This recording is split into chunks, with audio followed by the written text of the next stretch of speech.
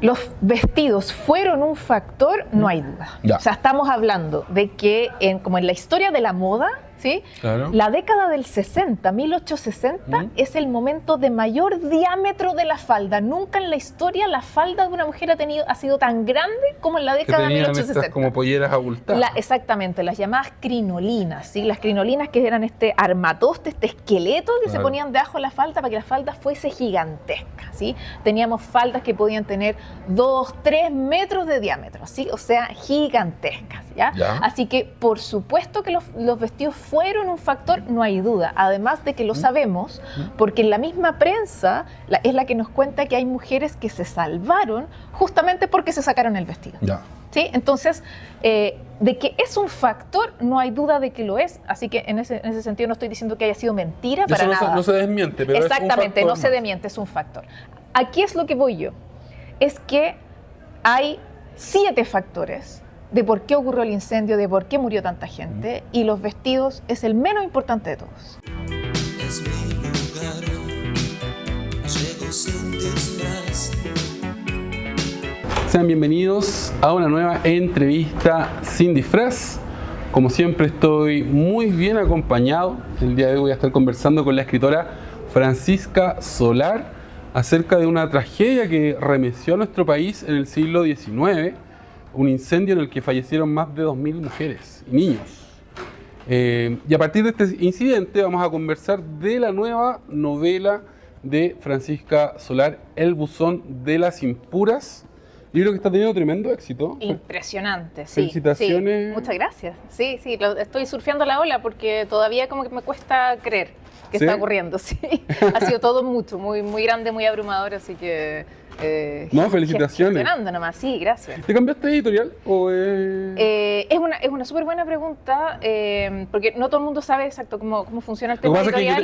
es que yo tengo una librería, entonces Ajá, perfecto. estáis publicando por Planeta. Claro, lo que pasa es que los escritores no tenemos exclusividad con ninguna editorial, por lo tanto no es que nos cambiemos de editorial, lo que hacemos es ampliar el registro o ampliar el catálogo. Entonces yo tengo libros con Planeta y tengo libros con Urano.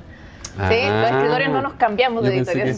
Claro, yo pensé que está ahí fichada por... No existe eso en ningún lugar del mundo. No, las editoriales solo contratan manuscritos, no contratan escritores. ¿Sí? A mí nadie me paga la ISAPRE ni la FP, para que todos sepan. Sí, pues los escritores vivimos en la precariedad del arte, igual que los actores, igual que todos los otros, exacto. La gente del mundo de la cultura. Exactamente, no tenemos ninguna diferencia en ese sentido. Fran, nos hicimos el brindis para abrir la conversación, nos pusimos a conversar. Salud. Salud. Oye, salud a la gente que nos está viendo en el live. Yo no tomo todo esto, esto es limonada. Sin alcohol, es limonada. Sí, es limonada, sí. Yo en cambio me estoy tomando un mojito, que es rico para los días También, calurosos. si alguien quiere tomarse alguna cosita en su casa, no es que tenga algo contra eso, simplemente yo no tomo. Oye, ¿y nunca has tomado en toda tu vida? Sí, por supuesto, pero lo que pasa es que mi sistema digestivo no lo tolera. Ya. Sí, mi sistema digestivo está como permanentemente en rodaje. Entonces, porque está esa asociación entre escritores y alcohol. Totalmente, sí, yo soy la excepción. Tú eres la excepción. Sí, para variar. Sí, analcohólica. Se puede, ¿eh? Se puede ser escritor y ser analcohólico. Yo no fumo, no tomo. ¿Café? No, ninguna droga recreativa. Café. ¿Café vendría siendo, sí. Lo único. Esa es tu droga. Esa es mi droga, sí. Igual tampoco es que tome tanto café, pero sí, el café me gusta un montón. Pero sería, sí. Así que se puede, fíjate, se puede ser creativo sin drogas recreacionales. Hay harto de mito, eso yo lo he conversado con otros escritores. Ajá. Y me dicen, mira, no es tan cierto eso de que uno tiene que estar o muy curado o con marihuana para poder escribir. Claro, muy a la pelota, sí. Porque generalmente, o sea, escribir igual requiere un rigor y tienes que estar consciente de lo que estás escribiendo, entonces... Así es.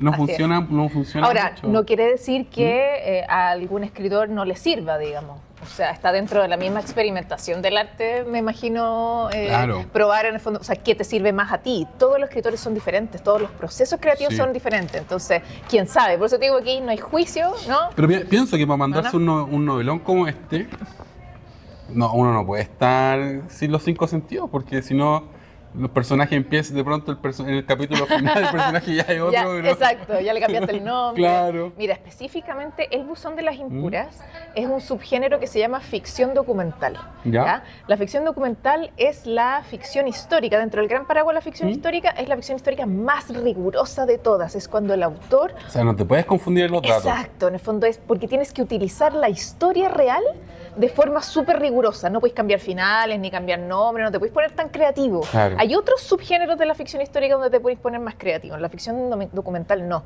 Entonces, ¿Y esta tenés que estar es tu súper primera lúcido. ficción documental? Es mi primera ficción documental, exacto. Te Porque pusiste el desafío. es mi cuarta novela histórica, pero mis otras novelas históricas sí son mucho más libres creativamente. Te tomabas más licencias. Exacto, me baso en hechos reales, por supuesto, pero me tomo más licencias. Aquí me tomé las mínimas licencias porque lo que más me interesaba es que la gente conociera el hecho real. Claro.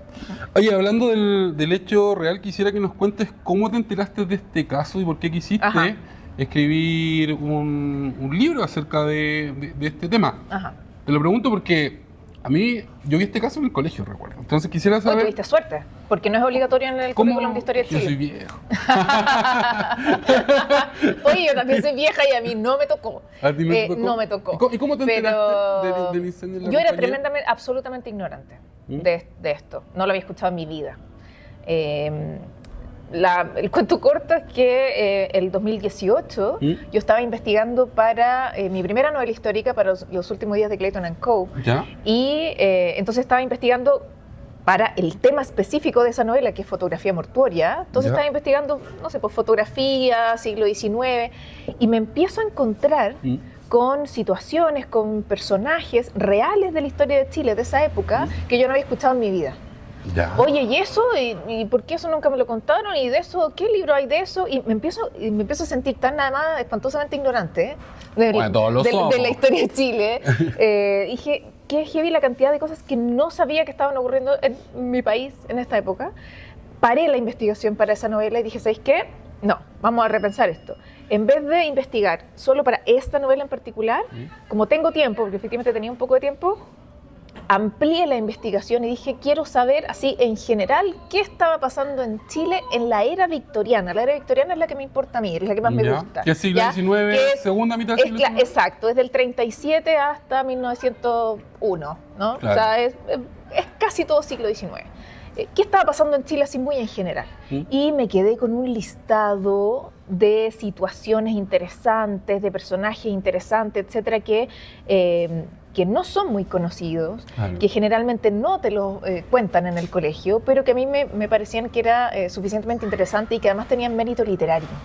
Entonces, como te digo, me quedé como con este listado, así que tengo un montón de novelas más que seguir escribiendo de todas maneras. Y en este entre listado medio, está el incendio de la iglesia. exactamente, el incendio de la compañía, que lo poco que yo supe, en el fondo, como para ponerlo en la lista, era, oye, este incendio fue súper grande, se murió un montón, se murió mucha gente, fue un tremendo incendio en el centro de Santiago. Y yo, Bueno, oye, y se creó la primera compañía de bomberos yo ni eso sabía. a raíz de... Mira, es que la pregunta era pregunta de la PAA, yo creo. Sí, Por eso me acuerdo. yo ni eso Ni siquiera sabía. PSU, PAA. Mm. Sí. Yo era completamente ignorante sobre esto. Entonces como te digo, quedó en la lista. ¿Ya? Empecé a escribir mis otras novelas, Los últimos días de Clayton and Co., La vida de Damna, Bluebells, que son otros temas. ¿Mm? Y tengo, en el fondo, ya tengo que volver a tomar mi lista para ver, bueno, cuál es mi siguiente novela. Y ahí digo, oye, esto es el incendio de la compañía, a ver. Voy a dar una vuelta. Voy a googlear, o sea, voy a hacer una investigación súper superficial para cachar a ver si tiene mérito literario, porque de verdad que yo no sabía nada sobre el incendio. Y nada, me demoré 1 minuto y medio en cachar que esto era un tema gigantesco, súper importante, y dije, obvio que hay que hablar de esto.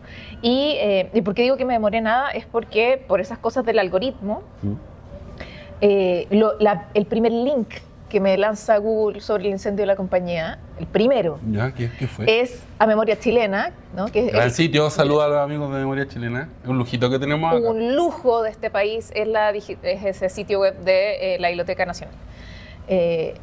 Me lanza a Memoria Chilena y me lleva a las cartas de el intendente de Santiago, Francisco Bascuñán Guerrero, peleando con Una pugna, exactamente con la Larraín Gandarillas, peleándose un buzón de cartas, del que vamos a hablar. que es de lo que vamos a hablar, peleándose un buzón de cartas que al parecer es lo único que se pudo recuperar de este incendio brutal y que el mismo cura, este mismo presbítero Joaquín Larraín Gandarillas, él mismo dice en su carta que en ese buzón, que el contenido de ese buzón tenía denuncias de mujeres diciendo que el templo de la Compañía era un foco de inmoralidad y corrupción. Claro, parece que ese buzón guardaba hartos secretos. Tenía hartas cosas bien interesantes. Y es lo que no nos enseñan. A mí esa historia que tú cuentas en este libro, yo no la conocía. Yo sí conocía el caso del incendio porque, como te digo, está el hito de que se crea la primera compañía de bomberos. Así es. Y lo aprendí por eso. Ajá. Pero este otro subtexto, podríamos decir, yo no tenía idea hasta que leí tu libro que vamos a regalar, no lo he dicho. ¿Verdad? Vamos a hacer un sorteo entre todos los que comenten en mi canal de YouTube, Cruz para el Cielo. Dejen un comentario ahí y van a estar participando por una copia de El Buzón de las Impuras de mi invitada del día de hoy, la escritora Francisca Solar. Antes de meternos de lleno en el libro, siento que es necesario que nos dé un poquito de contexto respecto a cómo era el Santiago de esta época, Ajá. que es algo que está muy bien retratado en el libro. Me imagino que hiciste harta investigación ahí. ¿Cómo hacía vida social la gente? ¿Cómo se divertían? En el libro aparecen casas de señoritas, matrimonios arreglados, y que el tren también está ahí como la estación. Recién inaugurado.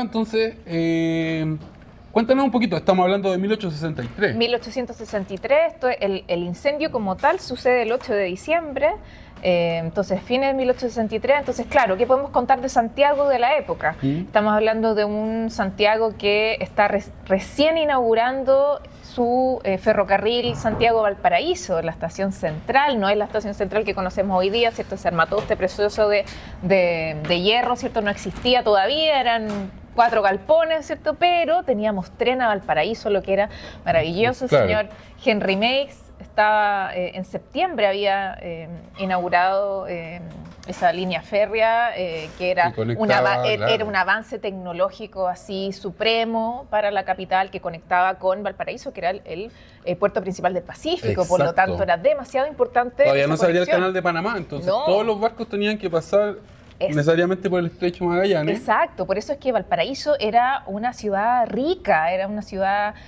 muy cosmopolita, Claro. además llena Más de desarrollada migrantes. que Santiago, Mucho más desarrollada que Santiago, exacto, por la cantidad de plata que entraba y la plata sobre todo migrante. Pero en Santiago, siendo la capital, ya se estaba viviendo mucho esto de la influencia migrante, y no de un migrante cualquiera, sino un migrante que viene con poder, ¿no? Con poder político y con poder económico sobre todo. Claro. Entonces, algo que se estaba viviendo en la ciudad y que yo lo cuento en la novela, estaba viendo en el país, por supuesto, pero yo lo cuento, lo reflejo en Santiago, Claro. es que ya se estaba viviendo mucho esta contradicción vital diaria de yo soy terrateniente X, Juan Pérez, y quiero hacer negocios o quiero, no sé, crecer en mi capital, Claro. y quiero hacer un negocio con este gringo que llegó de no sé dónde, Este magnate. pero resulta que el gringo es adventista. Y recordemos, Chile era un país católico, Profundamente católico. católico desde la Confesional. Constitución, ¿cierto? Entonces era todavía, para 1863 era una aberración Ser protestante. siquiera conversar en la calle con un protestante, ¿no? Con un disidente. Entonces se estaba viviendo, como digo, esta contradicción vital. Digamos que en los cementerios existía un lugar especial para los disidentes. Hasta por ahí nomás, la teoría. El Cementerio General de Santiago, que es de 1821, siempre fue pensado como un cementerio laico, esa era la idea original de O'Higgins, Ya. pero nunca se pudo realmente ejecutar como laico porque la administración la tenía la Iglesia Católica. Y Y el ahí- arzobispado se negó absolutamente, tajantemente, a sepultar a cualquier persona que no fuera católica. Que no estuviese bautizada con sus sacramentos del día. Exactamente. Entonces lo que ocurre es que en 1854, o sea, mucho tiempo después de la inauguración del cementerio, se logra mediante el Congreso que se abriera el patio disidente, que es Es el patio básicamente disidente, claro. un pedacito de terreno, ¿cierto?, adyacente al cementerio, Claro. que era específico para sepultar a personas no católicas. ¿no? Es como que a ese arreglo habíamos llegado. El tema es que aún con ese patio disidente ya oleado, sacramentado, firmado, igual la iglesia se negó a sepultar a personas ahí. Entonces, la primera sepultura en el patio disidente es 20 años después, 1873, ¿no? Entonces, para el año del incendio, todavía estaban peleando los curas con el Estado para poder sepultar personas en el patio disidente. De nuevo, estamos viviendo un clima de mucha pelea entre el Estado y la iglesia, entre el poder político y el religioso. Estamos en esa, está muy efervescente además todo lo liberal, lo progresista. Entonces, en el Parlamento ya llevaba muchos años discutiéndose la libertad de culto, por ejemplo. Todas estas ideas que llegaban desde Europa. Obvio, de separar el Estado de la Iglesia. Exactamente, ¿no? Entonces que algo tenían que ver con el progreso, pero de nuevo Chile tremendamente conservador, muy religioso, muy sacerdotal, ¿no? Entonces estaban costando mucho los cambios. Algo se estaba discutiendo en el Congreso, pero estaban costando mucho los cambios. Pensemos que en esa época, y que tiene mucho que ver con la novela, en esa época, por ejemplo, las mujeres solamente tenían derecho a la educación primaria, ¿no? Básicamente saber leer y escribir.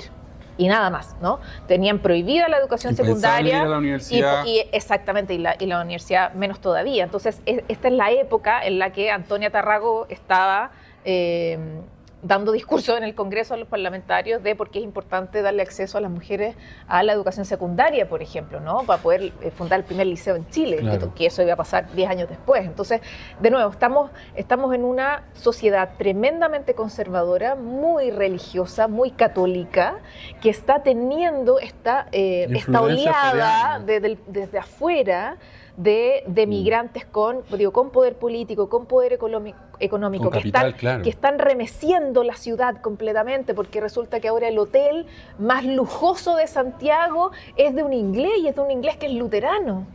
Claro. Entonces yo, que soy uno de los aristócratas más ricos de Santiago, y soy profundamente católico, pero resulta que si mi estatus me requiere que yo tengo que ir a ese hotel, y tengo que ir a tomarme un café en ese hotel, y me tienen que ver en ese hotel, ese hotel es el mejor. ¿Sí? Es el lugar donde hay que ir, ¿no? Entonces, de nuevo, empieza con estas contradicciones, y es en este clima en el que es una sociedad de muchas contradicciones. Muchas contradicciones que están en esta transición, además, ¿no? Donde los jóvenes, entre comillas, de la época, yo le digo que son como los millennials de la época, que son los que tienen una pata en lo conservador, pero una pata en lo nuevo. Entonces, han sido criados de forma muy conservadora, pero al mismo tiempo son los que están viendo a las nuevas personas entrar, y son los que se están cuestionando y dicen, oye, yo conocí a esa y esa persona que son re buena gente, pero no son católicos, ¿no? Son metodistas.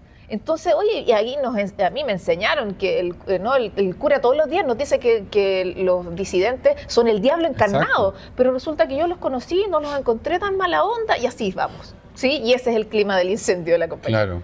O sea, a nosotros quizás nos puede parecer extraña esta discusión, pero evidentemente se separaba agua entre protestantes y católicos durante mucho tiempo. Sí, por supuesto, ¿no? Y era realmente inconcebible tener cualquier tipo de relación con disidentes, insisto, excepto si tenías plata. Digamos también, se usaba esta etiqueta disidente para demarcar todos los no católicos, porque ahí estaban los judíos, los protestantes en todas sus variedades. Exactamente. Claro, todo el resto de los cristianos, claro, por supuesto, presbiterianos. Claro.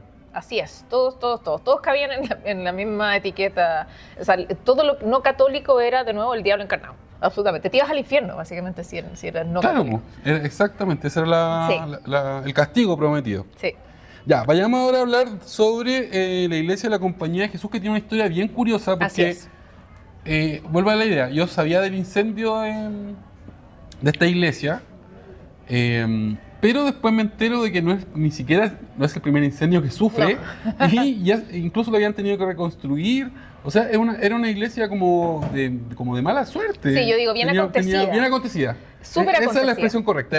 Fue una iglesia históricamente súper acontecida. Entonces, cuéntanos un poquito, las tragedias anteriores que ocurrieron en esta iglesia, porque es bien loca la historia. A ver, espérame, es que la historia es larga, pero esta iglesia, se cayó por un terremoto. Lo importante de entender de esta iglesia es que este era como el punto neurálgico de los jesuitas desde que llegan a Chile, ¿sí? Desde que llegan a Santiago, estamos hablando del siglo XVI. Entonces, se instalan los jesuitas en este lugar, que hoy día es básicamente bandera con compañía, ¿sí? Piensen que ese es más o menos como el terreno. Creo que queda la campana, ¿no? Hay 2 campanas ahí en los jardines, sí, que son campanas originales de la iglesia. Entonces, en ese mismo terreno se armó primero una capillita, después algo más grande, después bla, bla, bla, hasta que ya hicieron una iglesia más o menos armadita, calicanto, etcétera. Claro. Y es esa iglesia la que se cae y se vuelve a armar varias veces como un Lego, porque le tocan, obviamente, incendios, pero incendios, por ejemplo, sin ninguna persona, en fondo. O sea, no muere nadie, sino que se incendió la iglesia por alguna razón, pero no muere nadie. Le tocó terremotos, entonces hubo que construirla y reconstruirla constantemente. Claro, le tocó terremoto y hay una historia, como el incendio previo, que estos niños que estaban de 1840. jugando, claro, que estaban jugando y le ponen combustible, agua ras a una lechuza y le prenden fuego. ¿Qué? Yo quedé así, ¿con qué película de terror estáis Exactamente, sí, es terrible, pero está contada en varios libros diferentes, entonces uno como que tiende a creer, ¿no?, en esta anécdota, que es básicamente, claro, eran estudiantes que agarraron una lechuza y la... Sí, exactamente, eso dicen, no soy yo. Dicen las fuentes dicen que eran del Instituto Nacional, ¿ya? Pero bueno... que efectivamente como que sumergen, ¿no?, empapan a esta pobre lechuza en parafina. En parafina, claro. Y le prenden fuego. Como diversión de la tarde, digamos. Claro, para ver qué pasaba. Para ver qué pasaba. Le prenden fuego y lo que hace esta pobre lechuza es volar, obviamente despavorida, hacia el techo de la iglesia. Exactamente, que estaba en el techo de la iglesia de la compañía. Y ahí se prende toda la iglesia. Se prendió toda la iglesia. Ese es un incendio previo, digamos, al gran incendio del que vamos a hablar. Sí. Oye, ya, y la otra pata es los jesuitas, que ahí también hay otra tremenda historia. Sí. Entiendo que esta iglesia al momento del incendio no era propiedad de los jesuitas. Así es, propiedad del Estado de Chile. Y quiero que nos expliques un poco qué fue lo que pasó, porque siempre en torno a los jesuitas se tejen muchas historias, incluso los sacaron en algún momento del país por orden del rey de España, ¿no? Así, exactamente, exilio. Y eso también está como muy bien retratado en el libro, como esta sospecha que hay sobre los jesuitas. Entonces, ya dimos el contexto de que estamos en una sociedad que es hiperreligiosa, donde la Iglesia Católica tiene mucho poder, mucha influencia, pero quiero que nos cuentes en específico de los jesuitas. Ajá. Bueno, yo cuento toda la historia de los jesuitas desde que llegan a Chile hasta 1863, por supuesto, hasta el momento del incendio. Así que ahí lo cuento con lujo de detalle, si quieren saberlo, lo cuento obviamente en la novela, pero como para resumir, los jesuitas, claro, en el fondo vienen... Eran como los jesuitas de ahora, el Hogar de Cristo, el Padre Hurtado, como el cura Buena Onda.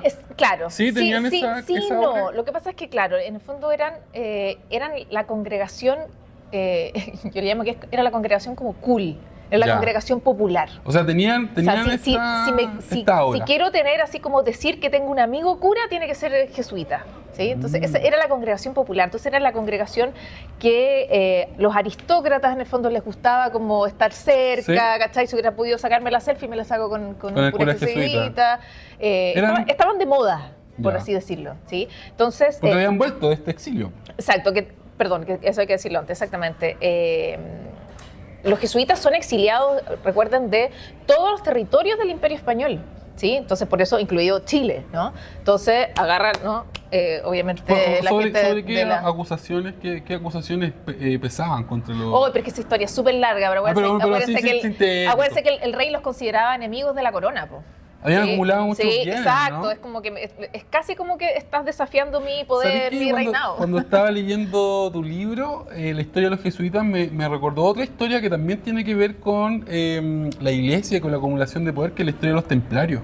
Ajá. Que ellos también viajan al Medio Oriente, empiezan a hacer distintos negocios, incluso hacen una suerte de banca, un banco de préstamo, y adquieren tanto poder que en un momento el rey dice, se acaban los templarios. Se acabó, exacto. Y podríamos decir que con los jesuitas pasó algo parecido. Claro, porque, a ver, piensa que cuando echan a los jesuitas de Chile, cuando se van al exilio, todos los bienes de la congregación de la Compañía de Jesús pasan al Estado de Chile, ¿sí? A la Entonces, corona. Claro, exactamente, obviamente. Por supuesto, pero a quienes lo administran aquí, ¿no? Claro, por eso a la Capitanía General. Exacto, Estado de Chile. Entonces, cuando pasan al Estado, se tiene que hacer como un inventario, po.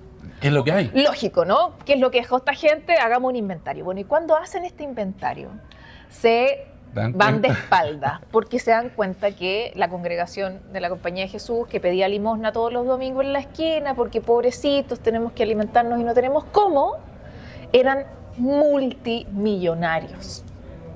Los jesuitas en Chile tenían el monopolio de la industria del hierro, por ejemplo, y por lo tanto de las armas. Wow. Los jesuitas tenían haciendas, ganado, lingotes de oro, tenían hasta esclavos. Hasta esclavos. Ese inventario, chiquillos, existe, yo no estoy inventando nada, ¿sí? Insisto. No es una licencia creativa. No es una licencia creativa, eso está documentado, ¿sí? Lean, por favor, el libro Episodios chilenos de Daniel Riquelme, eso es como de 1895, por ahí, que también él lo relata muy bien. Es en ese minuto en el que el chileno, la autoridad chilena dice: oye, estos tipos nos estuvieron mintiendo todos estos años, ¿no? La declaración de patrimonio de los jesuitas. Sí, entonces era esto de que no, es que nosotros somos tan pobrecitos y no sé qué, y la aristocracia les daba y les daba y les daba lucas, y ellos no. Entonces, por esto de, oye, se nos incendió o el terremoto y no sé qué, tenemos que reconstruir, por favor, ¿no? La limosna para poder construir, mientras ellos tenían un montón de plata, entonces junto 100, me embolso 60, uso 40. ¿Sí? Como una ONG. Parecía ese modelo. Parecido. Entonces, ¿qué es lo que ocurre? Cuando vuelven los jesuitas a Chile, después del exilio, o sea, cuando ya pueden volver, con un pie puesto en Chile, lo primero que hacen es decirle al Estado de Chile: oiga, devuélvame todo lo que yo tenía antes. Claro, lo que nos quitaron. Lo que yo tenía antes, devuélvamelo. Y el Estado de Chile les dice: por supuesto que no. O sea, obvio que no. Veis claro ahí. Que no. Por supuesto que no. Pero el Estado de Chile les dijo: mira, igual somos buena onda igual. Entonces, por la buena onda, te voy a dejar rehabilitar los espacios que tenías antes de irte. Claro. Entonces, sí, el templo de la compañía es mío, es del Estado de Chile. Pero yo voy a dejar que vuelvas a hacer las misas, úsalo, haz tus catequesis, cobra el diezmo, todo lo que quieras, administra. Pero el templo es mío, el terreno es mío. Fiscal. Lo mismo que atrasito de la iglesia estaba el claustro, ¿no? Ahí también estaba el primer colegio que hicieron los jesuitas, etcétera. Todavía estaban esas construcciones, entonces de nuevo el Estado de Chile le dijo: mira, vuelve a habitar el claustro, vuelve a hacer clases, no sé qué, pero todo este terreno es mío y los edificios son míos. Básicamente esa es como la diferencia. Entonces, aprovecho, me agarro de esto para decir que cuando se lanza el buzón de las impuras, muy poquito tiempo después de que el libro ya está disponible en librerías, aparece una carta al director en el Mercurio. Un diario moderado, parece. Fuera de broma, el Mercurio para 1863 era moderado. Era progresista. Era un diario de centro. Sí, no, progresista no, pero era un diario de centro. Era un diario de centro. Bueno. Que me dio risa porque en el libro aparece. Sí, porque es un diario moderado, si no es chiste. Esta carta, como te digo, el Mercurio, que debe haber sido, no sé, 3 semanas, 4 semanas máximo, desde que la novela se puso a la venta. ¿Ya? La firma un jesuita, Javier Hernán Osa. Y para resumir la carta, básicamente Javier Hernán dice: bueno, me enteré, ¿no?, de esta novela y no sé qué, que está ambientada en el Incendio de la Compañía, ¿sí? Y es mi deber, no vaya a ser que alguien se confunda, decirle al tiro que aquí los jesuitas no tenemos nada que ver, porque para el momento del incendio los jesuitas no eran dueños del templo, no tenían el título de propiedad, por lo tanto, nosotros no tenemos nada que ver. Se lavan las manos. ¿No? Es tan patético ese argumento. Además es tan fácil de rebatir. Claro. ¿Sí? Hay demasiada evidencia de que los jesuitas administraban y tomaban todas las decisiones de lo que pasaba en el Templo de la Compañía para 1863. ¿Sí? Era el Templo de la Compañía de Jesús. Obviamente. Es como la iglesia de los jesuitas. De los jesuitas, ¿no? Obvio. Pero aquí voy a que hay muchísima evidencia de que son los jesuitas los que tomaban todas las decisiones. ¿no? Específicamente Ellos todas estaban las entrando, malas claro. decisiones que se tomaron y que dieron lugar al incendio, la tomaron los jesuitas, ¿sí? Y aquí, insisto, hay mucha evidencia, toda la prensa lo dice, está en todos lados. Y ahora ya nos vamos a meter de lleno en el incendio. Ya. Ya la versión que yo conozco, que yo tengo, es que, bueno, se congrega una multitud en la iglesia. Entiendo que el fuego se inicia por una lámpara de parafina que estaba en la parte de adelante, donde se pone el sacerdote. El presbiterio. Claro, el presbiterio. Y eso agarra el cortinaje, que era muy inflamable. Y ahí parte el incendio y luego se provoca una estampida. Las mujeres usan, a mí esto me lo contaron tal cual. Las mujeres como usaban estos vestidos grandes, como que entre que se enredaban, se caían, y además que era material muy inflamable. Esa fue, yo recuerdo que así me contaron esta historia. Y Ese es el relato oficial machista, misógino, yo me asqueroso, preguntaba que ha durado si por 160 años. Ya, pero te invité para que me rebates. Sí, obvio. Ahora lo voy a hacer. Porque yo siempre me pregunté, bueno, pero ¿por qué no abrieron las puertas y sacaron a la gente? ¿O por qué no pudo salir las personas? Ajá. Entonces el profesor, la respuesta que me daba era justamente esta, ¿no? Que usaban ropas muy anchas, Obvio. se caían y ahí se provocó un atascamiento en la puerta. Ajá. Y por eso se provocó la tragedia. Entonces, esa es la versión que a mí me enseñaron en el colegio y quiero que a partir de lo que tú pudiste investigar y lo que conoces, refresques mis Ajá. memorias. Actualices mis Obvio, memorias porque yo actualizo. sé que hay mucho más. Sí, sí, obvio. Efectivamente, uno de los grandes objetivos del buzón de las impuras es cambiar el relato. Si uno cambia el relato, cambia la historia. Y es impresionante cómo al andar en la investigación y mientras más cosas sé, más rabia me daba, ¿no?, que se hubiese impuesto en el relato oficial esto de sí, un incendio, se murió harta gente, puras mujeres que los vestió. Sí, ¿No? lo resumiste súper bien. Eso es misoginia pura, porque no fue así. Entonces, a ver, ¿los vestidos fueron un factor? No hay duda. Ya. O sea, estamos hablando de que, como en la historia de la moda, ¿sí? Claro. La década del 60, 1860, es el momento de mayor diámetro de la falda. Nunca en la historia la falda de una mujer ha sido tan grande como en la Que década de tenían 1860. estas como polleras abultadas. Exactamente, las llamadas crinolinas, ¿sí? Las crinolinas que eran este armatoste, este esqueleto que se ponían debajo de la falda para que la falda fuese gigantesca, ¿sí? Teníamos faldas que podían tener 2, 3 metros de diámetro, ¿sí? O sea, gigantescas, ¿ya? Así que, por supuesto que los vestidos fueron un factor, no hay duda. Además de que lo sabemos, porque en la misma prensa es la que nos cuenta que hay mujeres que se salvaron justamente porque se sacaron el vestido. Ya. ¿Sí? Entonces, de que es un factor, no hay duda de que lo es. Así que en ese sentido no estoy diciendo que haya sido mentira para nada. No se desmiente, pero exactamente, es un no se desmiente, es un factor. Aquí es lo que voy yo. Es que hay 7 factores de por qué ocurrió el incendio, de por qué murió tanta gente, y los vestidos es el menos importante de todos. A ver. Pero el relato oficial, y esto todos deberían saberlo, ¿no? El relato oficial siempre lo decide un grupo de poder por un objetivo preciso. ¿Sí? Recuerden ese cliché, que no es tan cliché, o sea que es muy cierto, que dice que la historia la cuentan los que ganan. Claro. ¿Sí? Escriben los vencedores. Siempre la historia la escribe, la cuenta el grupo de poder del momento. Decide qué se cuenta y qué no. Y no necesariamente estoy diciendo que nos está mintiendo, sino que en el solo hecho de bajarle el volumen a ciertas cosas, relevar algunos elementos, ya te está contando una versión de la historia. Está ¿sí? haciendo un recorte de Sí, la realidad. es como una edición, Claro. ¿no?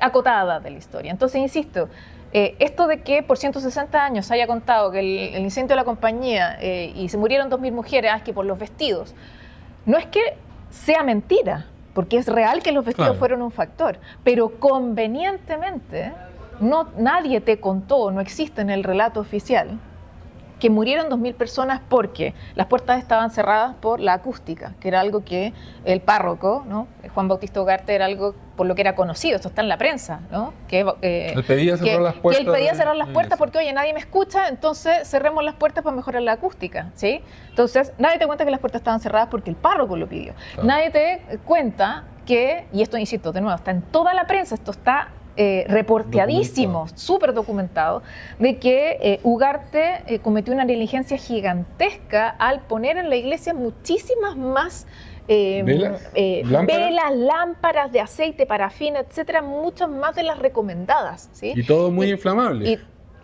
la cantidad de material inflamable, de material combustible que había dentro de la iglesia era supremo. O sea, cualquier persona que mirara dijera, esto es crónica de una muerte anunciada. O sea, una chispa y esto iba a explotar.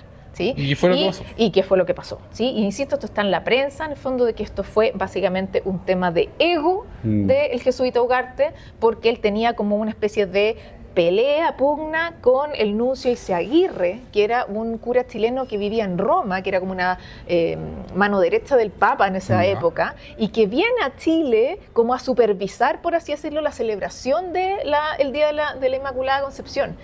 Y él le dice, o sea, esto, insisto, esto está en la prensa, que él le dice a Ugarte que él no cree que esta celebración, o sea, jamás esta celebración va a ser como las que hacemos en Roma, ¿no? Y Ugarte dijo, espérate, te voy a dar la celebración de tu vida. Vamos a hacerlo todas las velas, todo. con todas las lámparas inflamables. Y de ahí que en el fondo comete esta gran negligencia de meter tanto material combustible adentro de la iglesia. Eso, ¿no? Y hay otros factores, pero aquí uno súper importante y que insisto, que es el que se borra de la historia convenientemente, el que se omite, que es que los jesuitas cierran intencionalmente una vía de escape, una de las puertas, para poder salvar los muebles de la sacristía mientras las mujeres se quemaban adentro. No te creo. Esto es, yo lo he dicho en todos lados y me hago cargo, si el incendio hubiese ocurrido hoy, el presbítero jesuita Juan Bautista Ugarte estaría enfrentando cargos por cuasi delito de homicidio.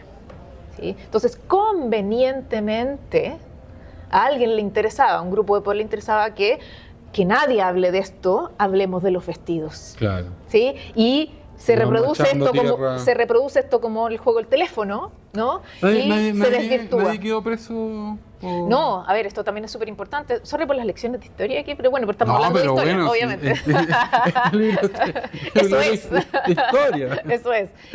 Para 1863 existía en Chile algo llamado el fuero eclesiástico. ¿Sí? Todos los sacerdotes en Chile estaban protegidos por ley. Eran literal intocables. Daba lo mismo lo que hicieran, podían matar a alguien a plena luz del día. No tenía que jugar la iglesia. Exacto, solamente estaban supeditados a los tribunales eclesiásticos, no a los tribunales civiles. ¿Sí? Entonces, eso significaba que, insisto, podían cometer cualquier tipo de delito y iban a vivir en la impunidad más absoluta. Baratísimo. Exacto. Entonces, lo que ocurre en la época, y que uno lo ve muy patentemente desde el 9 de diciembre en adelante, en las crónicas, en la prensa los tratan de asesinos, de cobardes, de ratas, de todo, ¿no? El movimiento anticlerical en Santiago se volvió, pero se enardece después del incendio, bueno, lógicamente, y ahí mismo en la prensa nos damos cuenta de que la gente tiene mucha impotencia porque saben que lo único que pueden hacer es básicamente insultar a los curas por la prensa, porque saben que no va a pasar nada. Una funa, digamos. Exactamente, es casi una funa porque es imposible que les ocurra nada. Si todo el mundo sabe que había queda un lo mismo. sistema de justicia paralelo que era el sistema de justicia que implementaba la iglesia. La iglesia, exacto, pero que sabíamos que un saludo a la bandera, básicamente puras cosas simbólicas, si es que... Claro, ¿no? Históricamente la iglesia ha sido muy así, en todo, hasta el día de hoy. Con sus sacerdotes, los protege, solo los cambia de... Exacto, cambiémoslos de parroquia. De ciudad. Exacto, entonces nos consta, por ejemplo, que Ugarte 10 años después del incendio estaba haciendo misa de vuelta en Santiago como cualquier cosa, como si nada, jamás se pidió perdón, jamás nadie se hizo responsable. Ojo que... Y la culpa era de los vestidos de las mujeres, a mí esa fue la versión que me enseñaron en el colegio. Exacto, ¿no? O sea, es de nuevo, otra vez en la historia, porque esto no es algo exclusivo del incendio de la compañía, sino que esto tiene muchos ejemplos en la historia de la humanidad.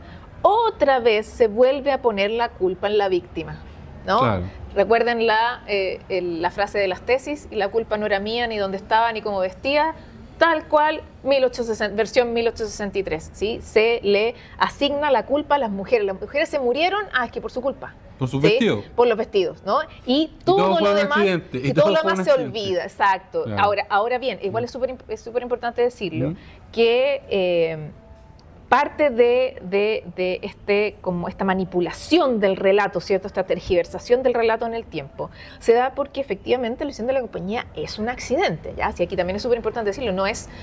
aquí no fue premeditado, no es que alguien tiró no es que el una... arzobispado dijo, vamos a asesinar a 2.000 mujeres, no, obviamente no, sí fue un accidente, no hay duda de eso. Sin embargo, sabemos que todo accidente tiene responsable, independiente de si hay dolo o no, Claro. todo accidente tiene Hay responsable. conducta negligente. Y aquí hay responsables, exacto, aquí hay responsables con nombre y apellido que, como te digo, vivieron en la impunidad más absoluta, Pasaron coladito. totalmente colados en la historia, y eso a mí me dio mucha rabia en la investigación.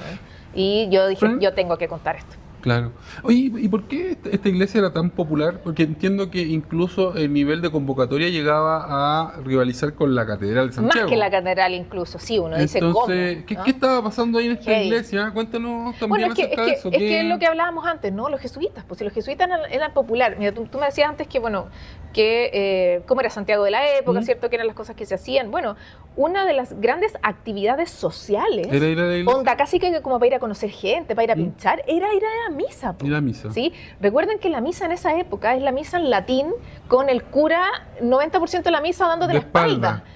Entonces, piensa que la gran mayoría de las personas que iban a misa no entendían un carajo de la misa, pues si estaba en latín, ¿sí? Entonces, Se dedicaban a pinchar. obvio, se daba vuelta el cura, ¿no? Seguía con Y lo pasaban suyo, cositas. y las mujeres inventaron esto maravilloso que eran las alfombrillas de misa, ¿Ya? ¿no? Que era real como una alfombrita así, que ¿no? Iban ahí debajo del brazo cada vez que iban a misa, estiraban su alfombrita, se sentaban en el suelo. Recuerden que esta es la época en la que no existen las butacas dentro de las ¿Verdad? iglesias, no hay butacas, la misa se vive de pie, ¿sí? O de rodillas, pero mientras el cura te da la espalda, tomo mi alfombrita, me siento y, chiquillas, ¿cómo están? ¿Qué hicieron ayer? ¿Qué es lo nuevo?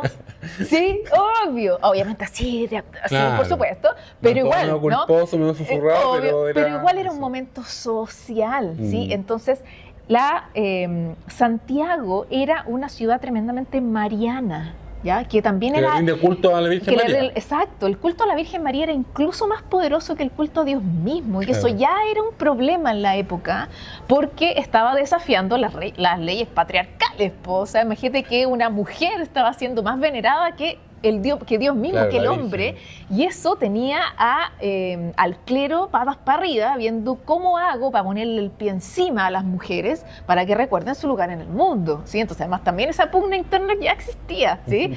Y que no es poco decirlo, ¿sí? Entonces, bueno, el culto mariano era muy masivo, muy, muy masivo. Entonces, todas las celebraciones marianas en Santiago Era muy importante.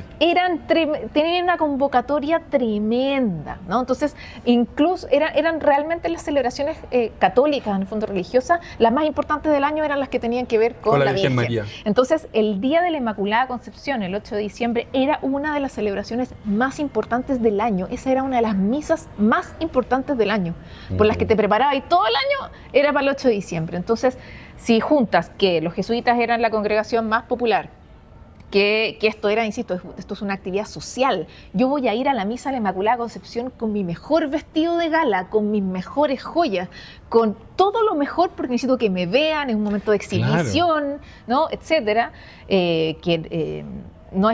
Recuerden que no hay selfies en esa época, entonces como que ¿cómo hago para que la gente sepa que yo estuve aquí? Claro. Me tienen que ver, ¿sí? Entonces, por eso es que era más popular incluso que la misma catedral, ¿no? Claro. Me tienen que ver aquí en la iglesia de la compañía. Claro. Eso es lo que explica de por qué había tanta gente, el nivel de hacinamiento. Más de 2.000 personas, que es una cantidad, o sea, un teatro. De hecho, el Mercurio Valparaíso dice que en momento como peak de antes incluso que cerraran las puertas, llegó a haber 3.000 personas adentro. Tú decís, además no es un espacio tan grande, entonces tú decís, ¿cómo va a caber 3.000 personas adentro? Bueno, el hecho de que no haya butacas, ¿no? Y bien apretados todos, más o menos lo explica, ¿sí? Pero también justamente es eso lo que explica la gran cantidad de muertes, ¿no? Más de 2.000. Oye, ¿y el buzón de las impuras? ¿Qué era? Porque El- existió, no es solo el título que uno podría decir, bueno, es un título coqueto, Claro. un título llamativo, Ficticio. pero No. existió efectivamente Sí. este buzón. Sí, por supuesto. Y quiero que nos cuente también, ¿es cierto que ahí dejaban como mensajes? Yo lo leí, claro, yo leí el libro y veía los mensajes que eran así del tipo: Dios, me gustaría que se apure la muerte de mi marido, Sí. Cosas así que uno dice, ya, pero de verdad, ¿esto es ficción o es real? La realidad supera la ficción. Cuéntalo a nuestra audiencia que no sabe lo que es el buzón de la impura, qué era y qué tipo de mensajes dejaban ahí. Ajá, sí. A ver, la historia resumida, porque es larga, la historia resumida es la siguiente. Se instaura el Día de la Inmaculada Concepción en 1857, ¿ya? Desde el Vaticano, ¿cierto? Entonces, desde el Vaticano mandaron emisarios para todos lados diciendo Hay que celebrar. hay que empezar a celebrar esto de ahora en adelante y qué sé yo, y esto es una celebración importante, entonces hay que hacer cosas que mantengan en el fondo como el fervor para esta celebración importante. Ya. Entonces, en ese minuto es que se da como la orden, por así decirlo, de que hay que implementar esta asociación llamada las Hijas de María. Ojalá en la mayor cantidad de lugares del mundo posibles. Las Hijas de María es una asociación de mujeres laicas, por lo tanto siempre tienen que estar bajo la dirección de un sacerdote, de una congregación cualquiera. Claro. Y que eso es lo que iba a mantener en el fondo el fervor hacia la Inmaculada Concepción, ¿no? Estas mujeres en el fondo eran las que iban a encargarse de que la celebración de la Inmaculada Concepción fuese un éxito. Ya, ok. Entonces en Chile quienes toman, ¿no?, esta orden, por así decirlo, del Papa son los jesuitas. Los jesuitas son los que dicen, perfecto, nosotros vamos a armar, nos hacemos cargo de las Hijas de María, ¿no? Ya. ¿Por qué? Pues somos la congregación más popular. Si yo digo, oye, quiero armar un grupo de mujeres y no sé qué, ¿tú crees que no voy a tener a 1000 aquí en la puerta haciendo fila? Obvio, ¿no? El Papa dijo, por supuesto, que lo hagan los jesuitas, obvio. Entonces, efectivamente, en 1857, los jesuitas fundan, ¿no?, las Hijas de María, 1858. Fundan las Hijas de María, que es, muy resumidamente, es una instancia básicamente de adoctrinamiento, ¿cierto? Se adoctrina a las mujeres en las virtudes, ¿no?, de la Inmaculada Concepción, que es la sumisión, la obediencia, ¿no? Piedad. Calladita te veis más bonita, etcétera, etcétera. Tu único rol en la vida es reproducirte, tu mundo es tu casa, etcétera, ¿no? O sea, se las educa como en eso para ser una buena esposa, una buena hija, bla, bla, bla. Esa es más o menos como la idea. Y insisto, aquí en Chile, específicamente en Santiago, estaban bajo la dirección de los jesuitas, ¿sí? Entonces, en una de las actividades que inventó Ugarte, de nuevo, presbítero jesuita Juan Bautista Ugarte, que es el director de las Hijas de María, el párroco de la Iglesia de la Compañía y el director de las Hijas de María, súper creativo, dijo, oye, voy a implementar este buzón, ¿sí?, en las misas, que es básicamente donde la gente puede dejar como sus peticiones, ¿no? Así, las peticiones las que se usan hasta el día de hoy en la misa, no sé, pido por mi mamá, no sé, por enfermedad de mi abuelo, ¿sí? Inventó este buzón, la gente que deje sus peticiones, y yo voy a leer algunas en la misa. Partió como algo bastante inocuo, pero de a poco la gente se fue avivando y fue pidiendo cosas más extrañas. Más puntúas. Más puntúas. Entonces empezó a pedir, hoy ojalá mi jefe no vuelva del viaje no sé cuánto, para que repartan la plata entre, ¿no? Ojalá mi hijo está postulando tal pega, entonces ojalá no se la den a nadie. Claro, lo que empezó a ocurrir es que como estas peticiones se leían públicamente porque eran parte de la misa, hubo un momento en el que Ugarte agarraba el buzón y decía, esto no lo puedo leer, esto tampoco. Todo censurado. Se desvirtuó completamente. Fue como, ya sabes qué, ya no puedo leer esta cuestión, porque hay gente de verdad como que deseándole la muerte a otro. Esto que decías tú, ¿no? Ojalá que mi marido ojalá mi marido se muera para poder casarme con mi amante. O sea, era como de ese calibre, ¿no? Entonces, siglo XIX. Entonces, mitad del siglo XIX. Entonces Ugarte dijo, ¿sabes qué? Esta cuestión se desmadró, ya no puedo usar esta cuestión, pero ¿qué hago? Porque eso era una fuente de plata. ¿Cómo así? A ver, sí. En este buzón, donde uno dejaba su petición, yo le estoy pidiendo algo a Dios, pues. Entonces el jesuita te decía, perfecto, pídele a Dios, pero deja alguna cosa para... Obvio. Entonces al lado del buzón de las peticiones estaba la alcancía, deje su plata aquí. Entonces cada persona que dejaba una petición dejaba plata, sus pesitos. Entonces Ugarte dijo, yo no puedo seguir con esta inmundicia, ¿no?, del buzón, porque se desmadró, pero no puedo perder plata, po. ¿Qué hago? ¿No? Entonces, en esa disyuntiva, la historia es más larga, la pueden leer en la novela. Obvio. Ya, pero estamos haciendo un resumen y yo estoy tratando de no hacer spoiler. La estoy resumiendo. Pero después dijo, o sea, esta práctica igual es buena, básicamente como le doy la vuelta, dice, ya sé, voy a hacer que sea una práctica específicamente de las Hijas de María. Ya. Y lo voy a usar como medida coercitiva. Miren qué bonito. Entonces, como yo necesito mantener a estas mujeres bien ordenaditas, Claro, bien que no en se regla, salgan que no se de- me salgan, que no vayan a pensar cosas raras y no sé qué, yo necesito distintas como ejecuciones que le recuerdan de nuevo a las mujeres cuál es su lugar en el mundo. Entonces dijo, ¿sabéis qué? Vamos a rebautizar este buzón como el buzón de la Virgen. ¿Ya? Y este buzón de la Virgen consiste en que todas las mujeres que son parte de la Asociación de las Hijas de María están obligadas a escribir sus peores pecados. Y lo peor. Su peor pecado es escribirlo de forma anónima, eso sí, sin su nombre, Claro. de forma anónima, y se pone en este buzón porque es una forma como de ofrecerle tu pecado a la Virgen como para su purificación. Claro. ¿Sí? El tema de esto, lo macabro de Forma de esto... confesar. Exacto, era como un confesionario público, ¿sí? Entonces, lo terrible de esto es que en las sesiones de las Hijas de María, Ugarte lo que hacía era agarrar el buzón, abrir el buzón, leer alguno de los pecados en público, digamos, o sea, enfrente de todas, y además daba las penitencias de forma pública, ¿sí? Ya, o sea, a la persona que este es su pecado le corresponde tal penitencia. Exacto, entonces claro, tú dices, no tiene nombre y apellido, qué Pero sé esa yo, persona pero esa sabe. persona igual está ahí, igual sabe, igual es un método de humillación, igual es un Claro. método coercitivo. Entonces, esto del buzón de la Virgen era algo súper criticado en la prensa, ¿no? Se consideraba una aberración. Ugarte Claro. lo consideraban un charlatán, ¿sí? El New York Times lo trata de charlatán y lo que es maravilloso, pero bueno.